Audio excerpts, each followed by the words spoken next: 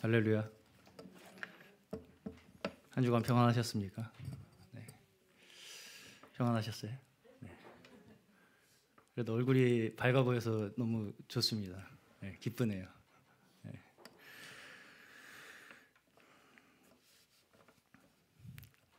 벌써 한 달밖에 안 남았습니다. 2022년이. 네.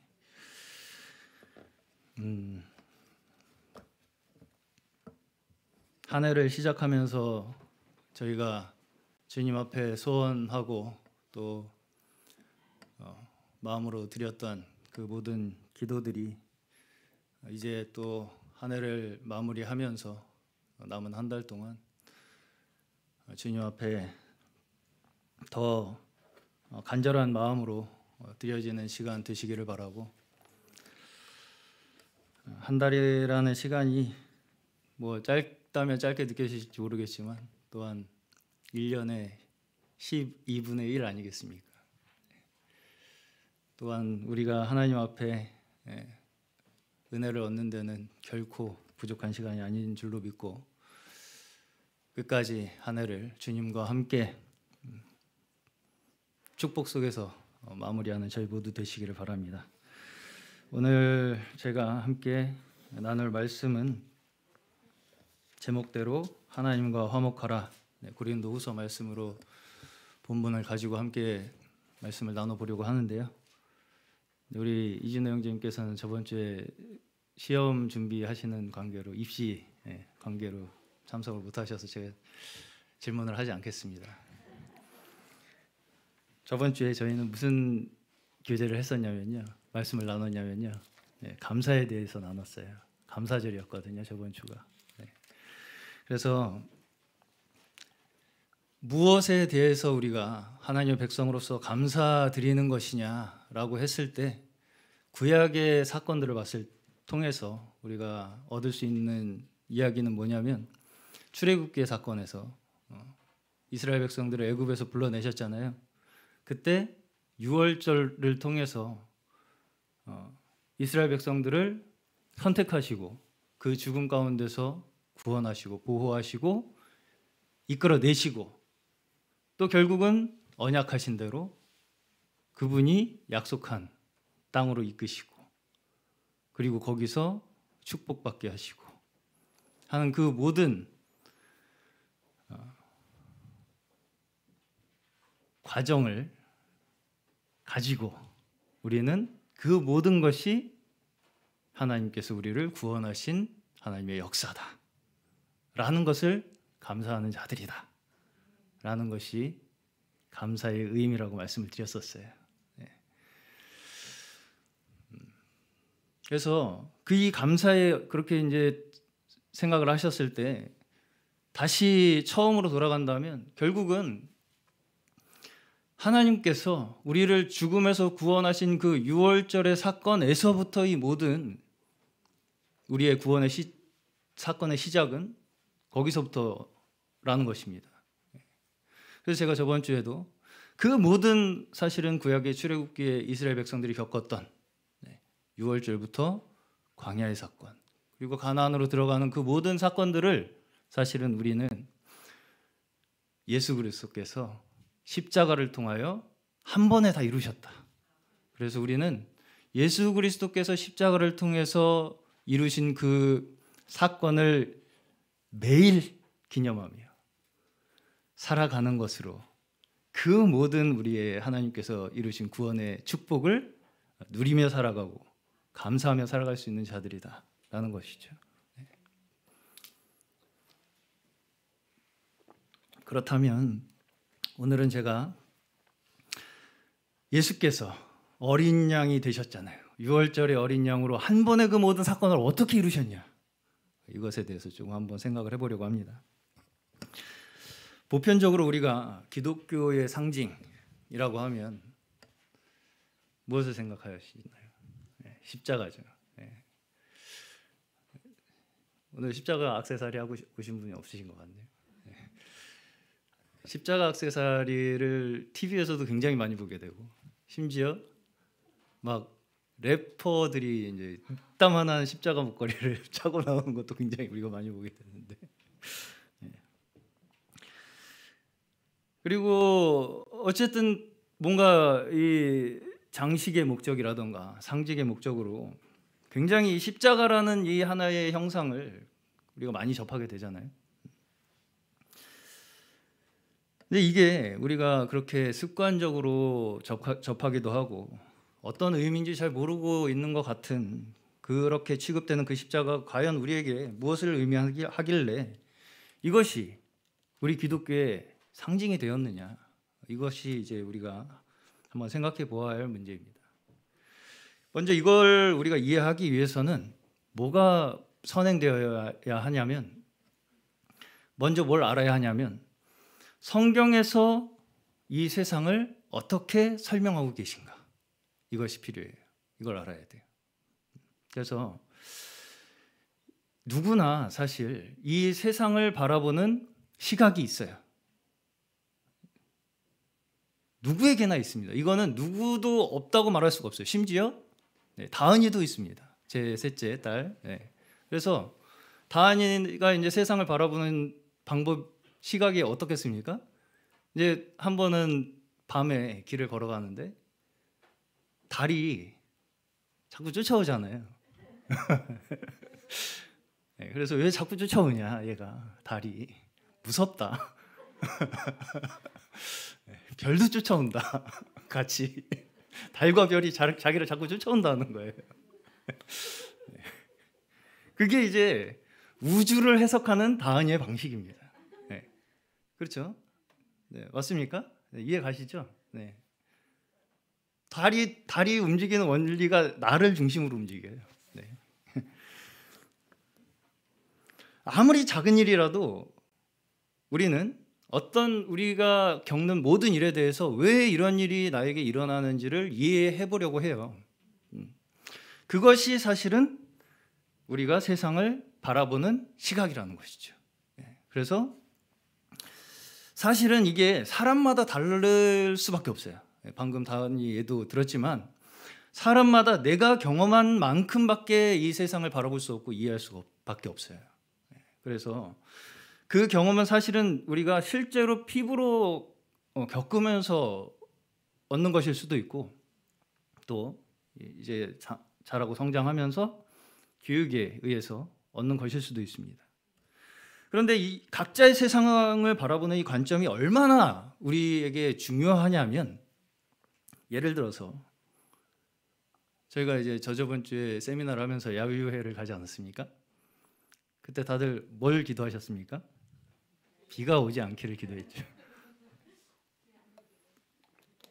근데 왔어요, 안 왔어요? 왔죠. 그래서 하나님께 원망했어요?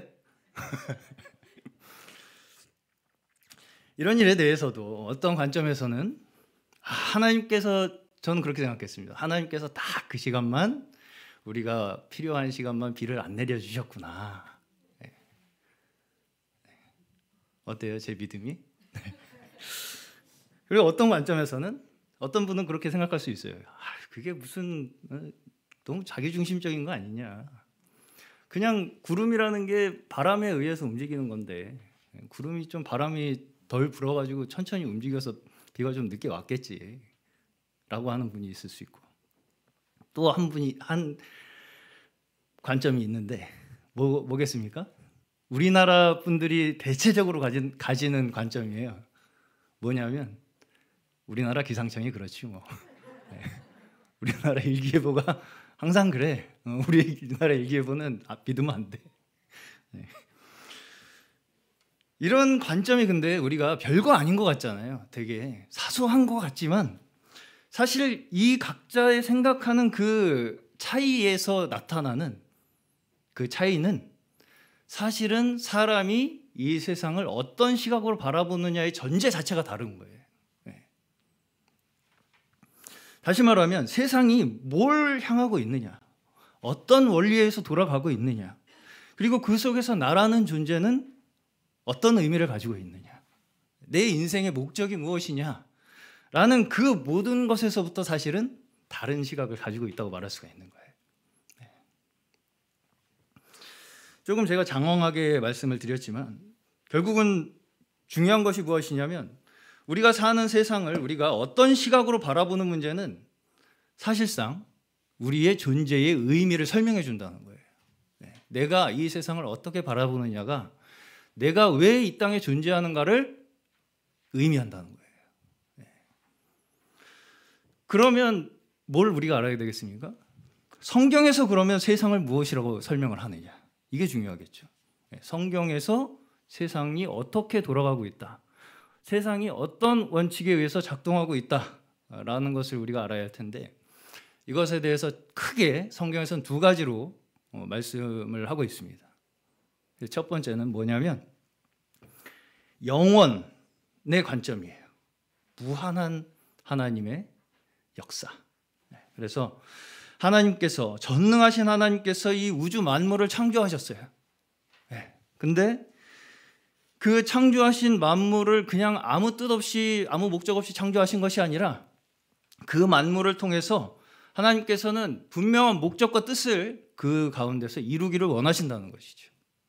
그것이 첫 번째 관점입니다. 목적이 있다는 거예요. 하나님의 목적이 이 만물 가운데, 창조의 목적. 그리고 이 관점에서 볼 때 중심이 무엇이냐면 그리스도예요.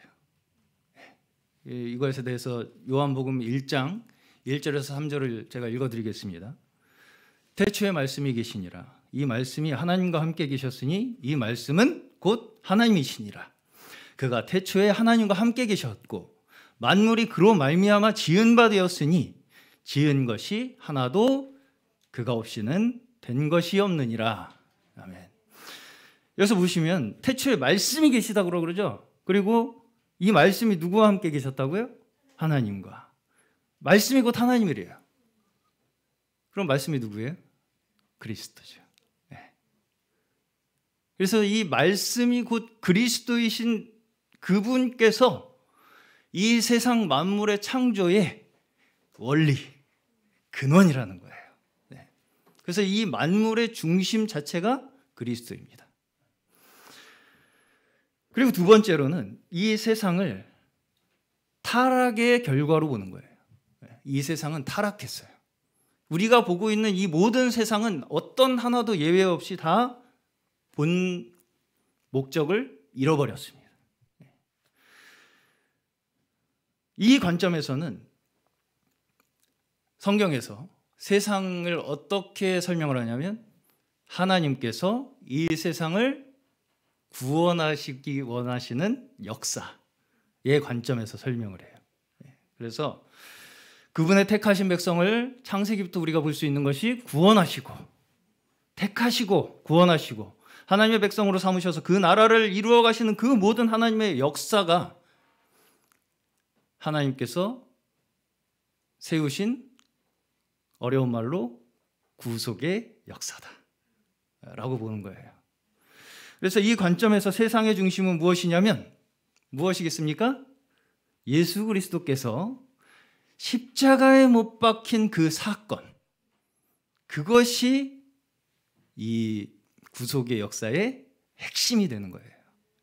그래서 그런데 이제 이 두 가지 관점이 있잖아요. 그리스도로 인해서 창조된 이 만물, 그 안에 세우신 하나님의 역사, 그리고 이 타락한 세상을 하나님께서 구원하시고 이끌고 하나님의 백성, 하나님의 나라 삼으시기 원하시는 그 하나님의 뜻, 그 역사, 그 중심이 되는 그리스도의 십자가의 사건, 이것이 따로 움직이는 것이 아니라 마치 비유하자면 하나님의 역사가 바퀴, 하나님의 역사의 수레바퀴라고 한다면 십자가는 그 수레바퀴의 축이 됩니다.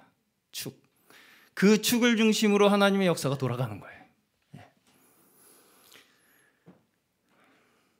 그래서 하나님께서는 자신의 역사를 이루시기 위해서 뭘 중심으로 역사를 돌리시냐면 십자가를 중심으로 그분의 모든 뜻과 모든 목적을 이루어 가신다는 것입니다.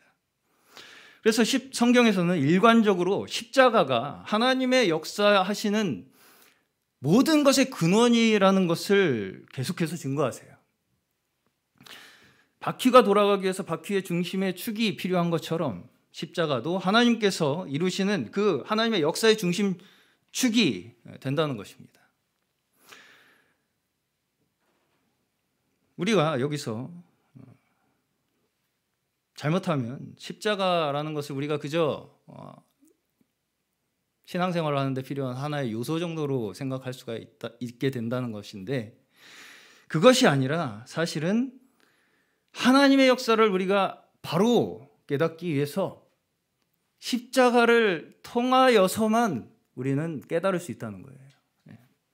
다시 말하면 그리스도와 그 십자가, 그것이 바로 성경에서 말씀하시는 사실은 세상의 역사의 중심이라는 것입니다.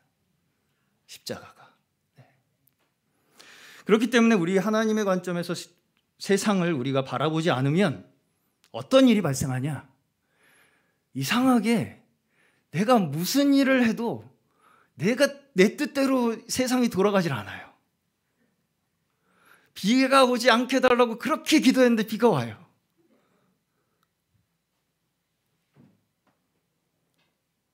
기도 응답되셨어요?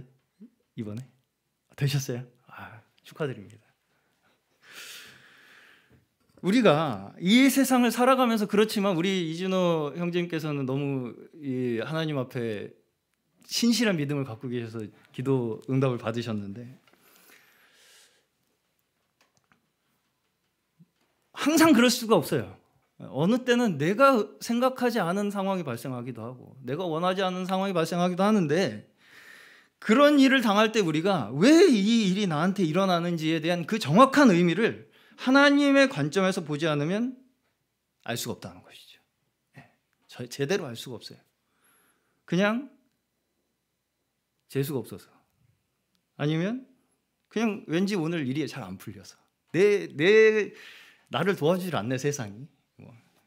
왜 이렇게 세상에 마음에 안 드는 것 투성인지 이해가 가지 않는다는 것이죠. 그렇지만 성경에서는 분명히 뭐라고 말씀하시냐면, 하나님의 역사는 모든 것이 뭘 향하고 있다? 십자가. 십자가를 향한 역사, 그 외에는 사실은 의미가 없어요. 심지어 우리 작은 일상 속에서 일어나는 아무리 사소한 일들이라 할지라도 그 어떤 일들 속에서도 이건 십자가 없이 해도 돼 라고 하는 부분이 없다는 거예요. 오히려 그 십자가가 우리에게 끼치는 영향력은 우리의 삶의 아주 디테일한 작은 부분들로 확장되어 나가는 것입니다. 자, 그렇다면 우리가 십자가를 말할 때에 십자가가 의미하는 것이 무엇일까?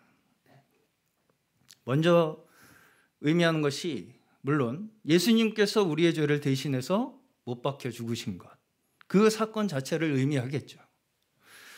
물론 이것으로만도 우리는 그 주님의 피 흘리심으로, 유월절 어린 양 되심으로 그 피를 증거 삼아 우리는 죄의 용서함을 받고 자유함을 얻을 수가 있어요. 그런데 하나님의 역사는 거기에서 멈추지 않으신다는 것이죠. 이끌어내시잖아요. 그렇게 구원을 하시고, 십자가를 우리가 바라본다고 할 때 그것이 의미하는 것은 그저 예수님께서 죽으신 것만을 의미하는 것이 아니라, 죽으셔서 사흘 만에 부활하시고, 부활하셔서 승천하셨죠. 승천하셨어요. 승천하셔서 하늘보좌 우편에 오르셨어요. 하늘보좌 우편에 오르셨다는 것은 무엇이냐면, 이제 실질적으로 이 땅을 통치하기 시작하셨다는 거예요. 십자가를 통해서 실질적으로 이제 이 땅을 통치하기 시작하는 역사가 시작되었다라는 것을 우리가 십자가를 통해서 깨닫게 된다는 것이죠. 그리고 그 모든 역사를 통해서 우리 모두가 알게 되는 것은, 우리가 모두가 받을 수 있는 혜택이 뭐냐면, 우리가 그리스도 안에 있게 되고, 또한 성령이 우리에게 내주하시고 함께 하셔서 우리를 인도하신다는 것, 그것이 십자가가 주는 우리의 모든 사건들의 의미입니다. 그렇기 때문에 십자가를 그저 우리가 알아야 할 많은 목록 중에 하나로 생각해서는 안 된다는 거예요. 평소에 그저 주머니에 목걸이에 걸어두었다가 어떤 특별한 날에만 보고 기념하고 또 다시 넣어두고 그냥 목걸이를 걸고 다니고 하는 것 정도의 의미가 아니라는 것이죠.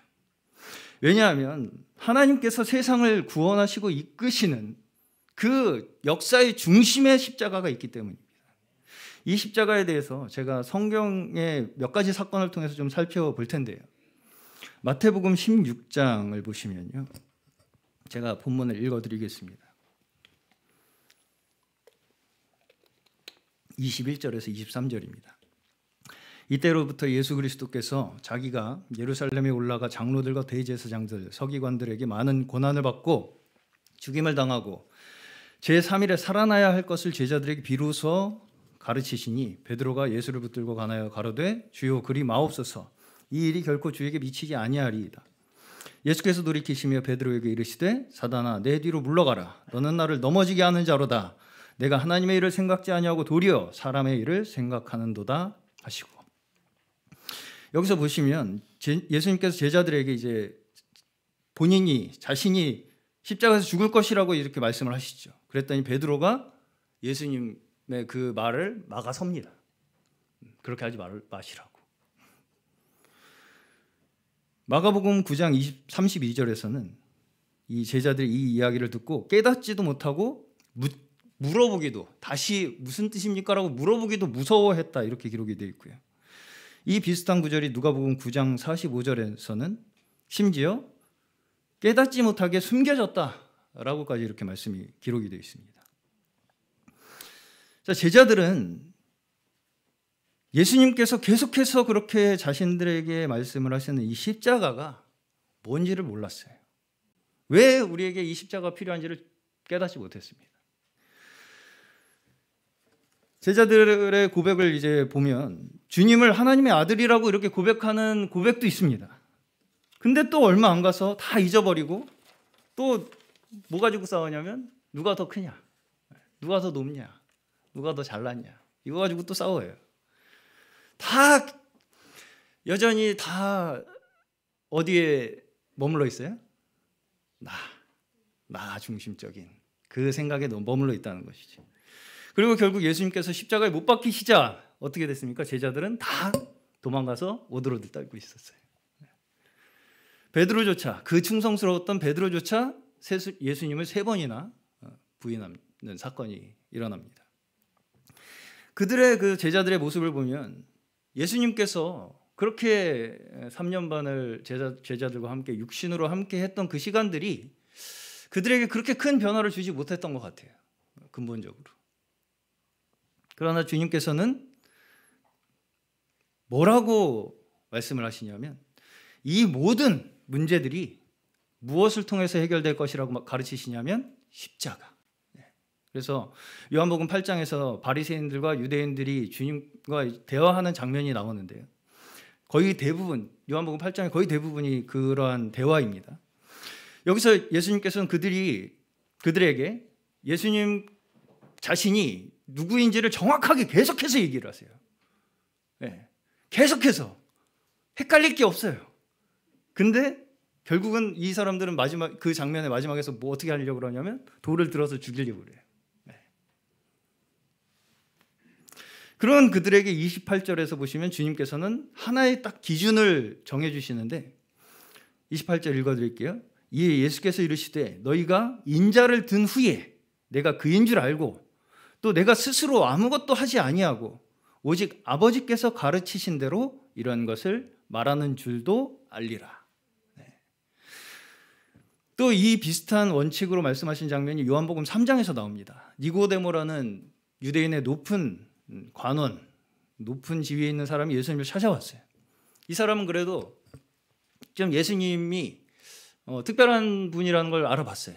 하나님이 보내신 선생님인 것 같다, 이렇게 하면서 찾아왔는데, 그런데도 불구하고 이 니고데모에게 예수님께서는 뭐라고 말씀하시냐면 넌 정확하게 내가 누군지를 알기 위해서는 다시 태어나야 된다, 거듭나야 된다. 다시 말하면 새로운 시각이 필요하다는 거예요. 이제까지의 우리가 기존에 보던 시각으로는 알 수 없다는 거예요, 절대로. 그러면서 이어서 요한복음 3장 14절에 보시면 모세가 광야에서 뱀을 든 것 같이 인자도 들려야 한다. 그제서야 깨달을 수 있는 길이 열린다라는 것이죠. 이 두 장면에서 우리가 공통적으로 알 수 있는 것이 뭐냐면 우리가 예수님이 누구신지를 정확하게 깨닫기 위해서는 결국 십자가가 필요하다는 것입니다. 그렇다면 예수님이 누구신지를 알기 위해서 왜 꼭 십자가가 필요할까요? 왜 우리는 예수님 십자가를 통하지 않으면 예수님이 누구신지를 알 수가 없을까? 인류는 타락을 했죠. 아까 우리가 성경에서 설명하시는 이 세상의 모습을 봤을 때 세상은 타락했어요. 그 타락의 그 근원이 뭔가요? 하나님을 떠난 거예요. 하나님을 떠난 거.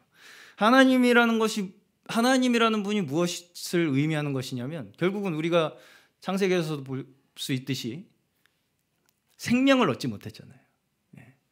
그럼 생명이 어디에 있다는 거예요? 하나님. 그러니까 하나님께서는 생명 그 자체세요. 근데 우리가 생명의 근원이신 그 하나님과의 연결이 끊어진 게 된 거예요. 그리고서 시작한 것이 뭐냐면 생명의 근원과 우리가 연결이 끊어지면 우리가 어떻게 되기 시작했다는 거예요? 죽기 시작했다는 것이죠. 그러면 스스로 뭘 노력하기 시작하겠어요? 살기 위한 노력을 시작하겠죠.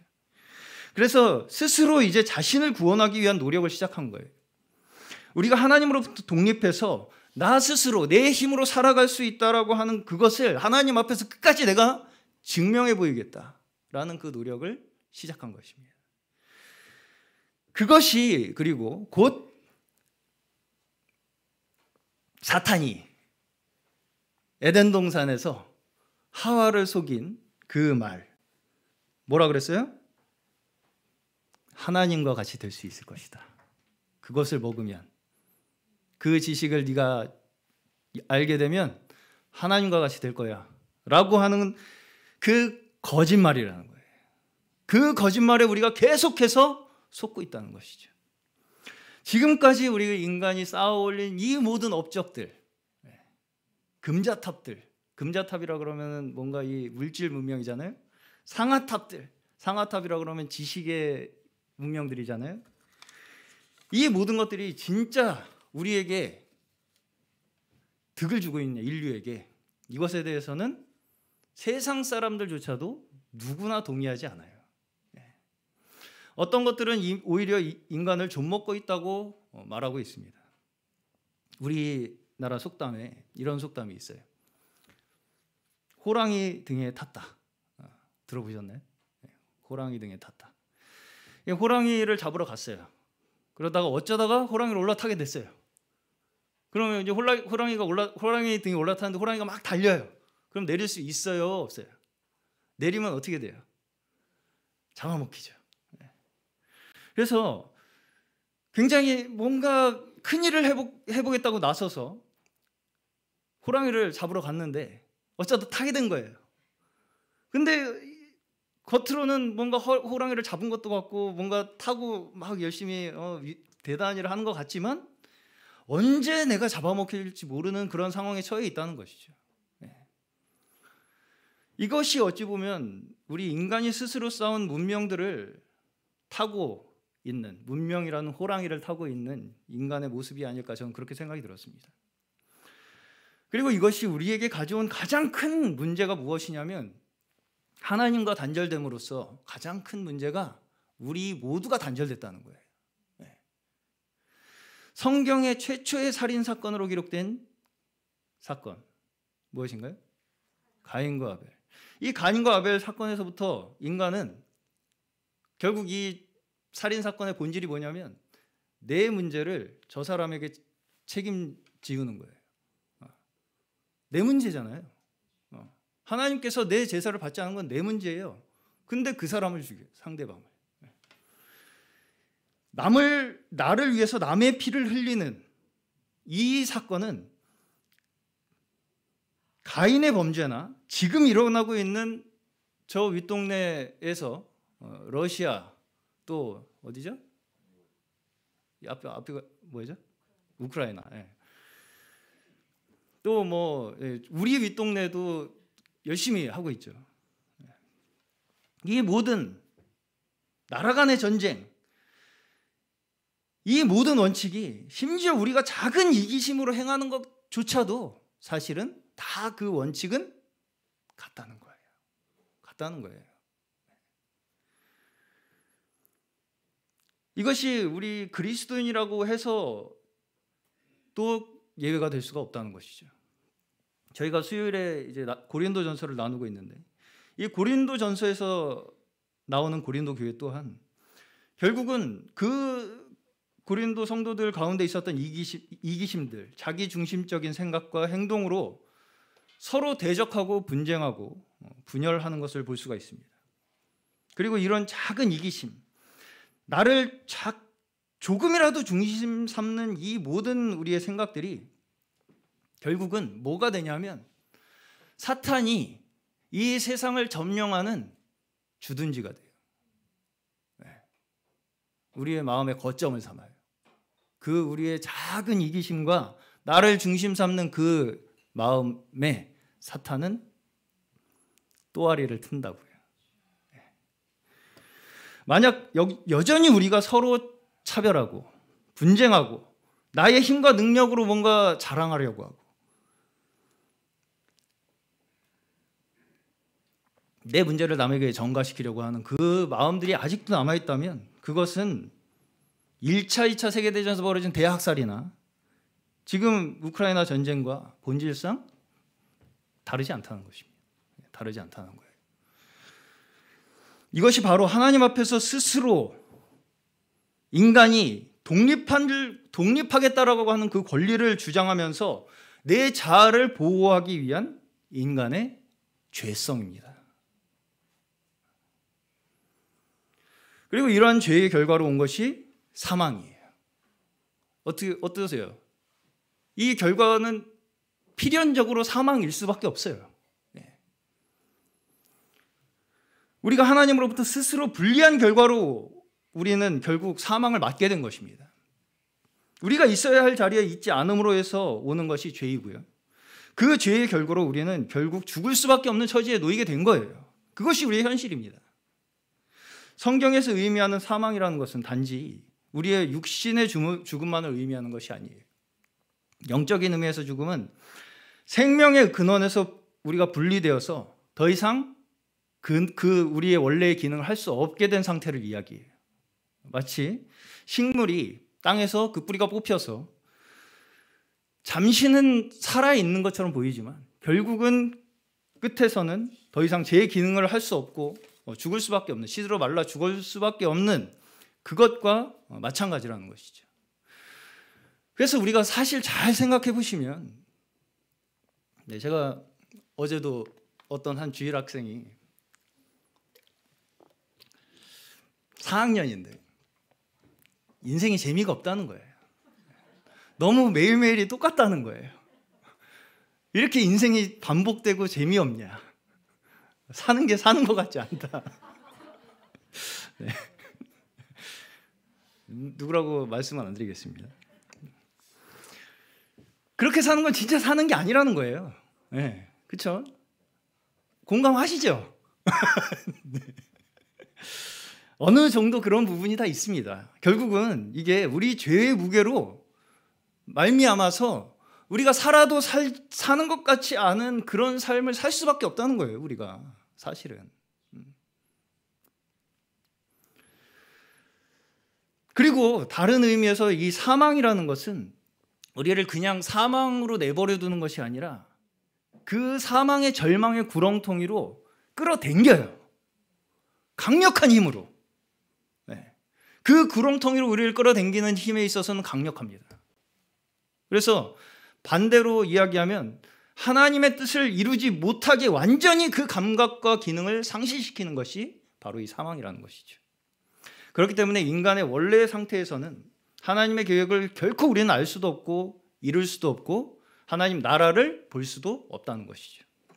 그렇기 때문에 우리가 하나님의 뜻과 계획을 깨닫고 하나님의 나라를 볼 수 있기 위해서는 어떻게 해야 된다고요? 다시 태어나야 돼요. 우리의 원래 가지고 있는 이 죄의 육신의 눈으로는 절대로 깨달을 수가 없고 이룰 수도 없습니다. 예수님께서 성육신 되신 것은 바로 이 하나님과 우리의 끊어져 있는 이 관계를 회복시키시고 온전히 우리를 그 안에 거하게 하시고 하나 되게 하시기 위한, 하나님과 화목시키시기 위한 하나님의 계획인 줄로 믿으시기 바랍니다. 그러나 여기서 우리가 반드시 먼저 기억해야 할 것은 우리가 하나님 앞으로 나아가기 위해서 할 수 있는 방법은 단 한 가지밖에 없다는 거예요. 예수 그리스도, 그분을 통해서만이 우리는 가능하다는 것입니다. 오늘 본문에서 주님을 이 땅으로 보내신 그 목적은 뭐라고 말씀하셨어요? 하나님과 화목해 하기 위해서. 우리가 하나님의 관계가 회복될 때에, 하나님과 화목하게 될 때에, 그때 비로소 우리는 죄의 권세에서 해방되는 거예요. 그 모든 하나님의 선하심과 진실하심과 공의하심과 거룩하심과 능력과 지혜와 그 모든 하나님의 완전하심 안에 우리가 거할 때만이, 그 완전하신 하나님 안에 우리가 거할 때만이 우리를 모든 거짓과 불의와 어둠과 사망의 권세로부터 구원해 주시는 것입니다. 주님은 어떤 분이세요? 빛과 사랑과 생명 그 자체예요. 주님에게서는 우리가 우리의 인간의 육체에서 찾을 수 있는 그 모든 죄의 속성들, 거짓이나 분열이나 사망 같은 것들을 조금도 찾을 수가 없습니다. 물론 우리가 주님은 당연히 하나님의 아들이시니까 당연하겠지라고 생각할 수 있겠지만, 그렇지만 또한 완전하신 사람으로 오셔서 우리 사람을 대표하시는 분으로서 우리가 예수님을 우리의 입장에서 어떻게 그분께서 그렇게 죄에서 벗어나 계실 수 있으셨을까를 생각해 본다면, 예수님이 가지고 계셨던 우리와 가장 큰 차이가 뭐냐면, 예수님께서는 하나님으로부터 독립하겠다라고 하는 자아가 없었어요. 그것 우리가 확인할 수 있는 게 뭐냐면, 사탄이 예수님을 광야에서 시험할 때 우리가 발견할 수가 있어요. 사탄이 시험한 것이 무엇인가요? 바로 하나님과 예수님을 분리시키는 작업이었어요. 여기서 사탄이 계속 뭐라고 합니까? 뛰어내려봐. 뛰어내려봐. 그럼 하나님이 어떻게 하시는가 보게. 이걸 뭐라고 했습니까? 예수님께서 주 너의 하나님을 시험하지 마라. 시험이라는 걸 하는 거 제가 몇 차례 말씀드렸지만, 나를 중심으로 하나님을 움직이겠다는 거예요. 어떤 현상을 나를 중심으로 하나님께서 그 현상을 일으켜 주기를 바라는 것이 하나님을 시험하는 것입니다. 그래서 기도 조심하세요. 함부로 우리 야유회 가니까 비 오지 않게 해주세요. 그럼 비 오면 원망할 겁니까? 비가 와도 감사하세요. 우리가 심지어 신앙생활 중에서도 나의 방법으로, 나의 지식으로, 심지어 우리가 구원에 확신하는 것조차도 내 방식과 내 논리로 얻으려고 하는, 심지어 어떤 영적인 체험, 내가 어떤 체험을 하는 것으로 내 구원의 확신을 얻겠다, 내가 지금 내 신앙의 어떤 곤고함을 증명하겠다라고 하는 그 모든 시도들조차도 잘못하면 하나님을 시험하는 거예요. 시험하는 것입니다. 하나님의 역사와 반대로 가고 있는 거예요. 이런 생각에 예수님께서는 뭐라고 하셨어요? 사단아, 내 뒤로 물러가라. 너는 나를 넘어지게 하는 자로다. 라고 하신 거예요. 내가 하나님의 일을 생각하지 아니하고 누구의 일을 생각한다고요? 사람의 일을 생각한다고요. 사탄이 하는 일은 사람과 하나님 사이에 작은 균열이 난 그 틈을 비집고 들어가서 벌려놓습니다.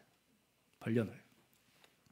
그러나 주님께서는 이러한 어떠한 시험에서도 결코 자기 자신을 위한 선택을 하지 않으시고 온전히 하나님과 연합된 그 안에서 행하셨어요. 그래서 이제 여기까지 우리가 예수님을 볼 때 예수님의 온전하신 그 사람이신 것을 우리가 발견할 수 있어요. 그런데 예수님께서 이 땅에 오신 것은 그렇게 온전한 한 사람으로 끝나시기 위한 것이 아니라 요한복음 12장 24절에 보시면 한 알의 밀이 땅에 떨어져 죽지 아니하면 한 알 그대로 있고 죽으면 많은 열매를 맺느니라. 여기서 분명하게 예수님께서 세상에 오신 목적을 말씀하시죠. 자기 자신을 위한 것이 아니라 하나님과 아들이 하나이신 것처럼 우리도 하나 되게 하기 위해서 오셨다는 거예요. 우리를 하나 만들기 위해서 오셨다고요. 그리고 이런 온전한 하나를 위해 필요한 것이 무엇이라고요? 십자가. 주님의 죽으심을 우리의 것으로 받아들여야 비로소 그때 우리는 하나님 안에 거할 수 있게 되고 비로소 그때부터 우리는 하나를 이룰 수 있는 조건을 충족하게 되는 거예요. 여기서 우리가 반드시 필요한 균형이 무엇이냐면 예수님은 온전한 하나님이시자 온전한 사람이셨다는 그 사실입니다. 그분이 십자가에서 겪으신 그 고난과 고통, 그 중에서도 가장 고통스러웠던 것이 무엇이었겠습니까? 우리는 상상도 할 수 없는 고통인데요. 그분은 1분 1초도 하나님과 분리되는 것을 견딜 수가 없으셨어요. 그만큼 그냥 하나였어요. 아버지와. 온전히 하나 된 하나님과 단절되는 형벌을 겪으신 거예요. 우리가 겪어야 했던 형벌,